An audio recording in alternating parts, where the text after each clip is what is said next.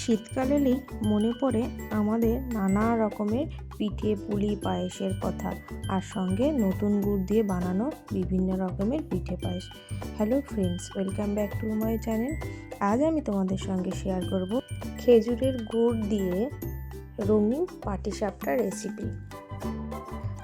তো এটা বানাতে প্রথমে আমি গ্যাসে একটা প্যান বসিয়ে দিয়েছি। তার মধ্যে দিয়ে দেব 1 বাটি মতো নারকেল কোড়া, আর দেব ছোট বাটি আকারের যে খেজুরের গুড়গুলো হয়, সেই খেজুরের গুড়কে আমি ছোট করে ভেঙে টুকরো করে নিয়েছি যাতে তাড়াতাড়ি গলে যায়। দিয়ে গ্যাসটা বেশি হাই রাখবো না, মিডিয়াম রেখে আস্তে আস্তে গুড়টাকে গলা অবধি ওয়েট করব। আমার গুড়টা পুরো ভালোভাবে গলে গেছে, নারকেলের সঙ্গে মিশে গেছে। এই পর্যায়ে আমি এখানে দিয়ে দেব 1 কাপ নর্মাল টেম্পারেচারে থাকা দুধ। তার মধ্যে আমি 3 টেবিল চামচ চালের গুঁড়ো ভালো করে গুলিয়ে নারকেলটার মধ্যে দিয়ে দেব এবং আস্তে আস্তে করে নাড়তে থাকবো। তো এক পর্যায়ে এটা যখন কড়াই থেকে দেখবেন এরকম ছেড়ে যাচ্ছে, ঠিক সেই সময় গ্যাসটা বন্ধ করে দিয়ে নামিয়ে ঠান্ডা হতে দেব। এদিকে আমি একটি বোলের মধ্যে 2 কাপ পরিমাণে ময়দা, 1 কাপ সুজি,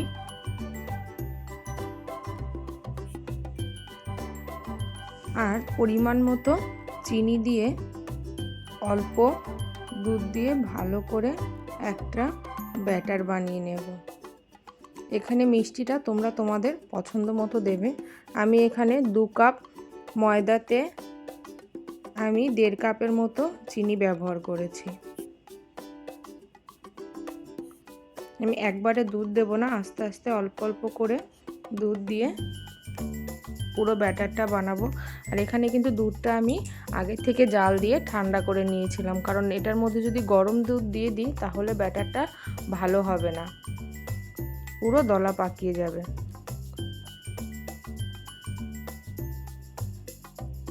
তো দেখো আমি এরকমভাবে ব্যাটারটা তৈরি করে নিয়েছি।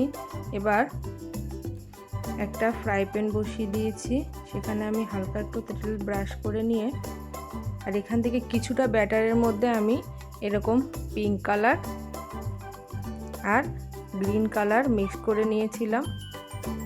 যে ফুড কালারগুলো হয় বাজারে, যে ফুড কালারগুলো কিনতে পাওয়া যায়, সেগুলো দিয়েই করেছি। দিয়ে এবার এক হাতা করে এইভাবে দিয়ে সুন্দর করে ঘুরিয়ে, আর ওদিকে যে নারকেলের পুরটা ঠান্ডা হয়ে গেছে সেটাকে আমি হাতের সাহায্যে একটু চ্যাপটা করে এভাবে পিঠেটা বানিয়ে নেব। দেখো আমার পিঠেটা রেডি হয়ে গেছে। এবার তোমরা তোমাদের পছন্দ মতো ডিজাইন দিতে পারো এইভাবে কালার করে। তো সেমভাবে আমি আরও আর একটা রকম ডিজাইন দিলাম।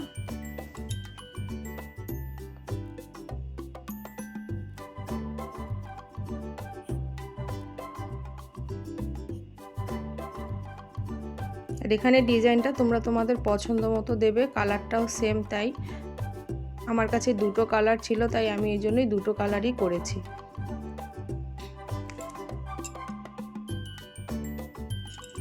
তো বন্ধুরা, তোমরা একবার হলেও আমার এই রেসিপিটা ট্রাই করে দেখবে কেমন লাগে।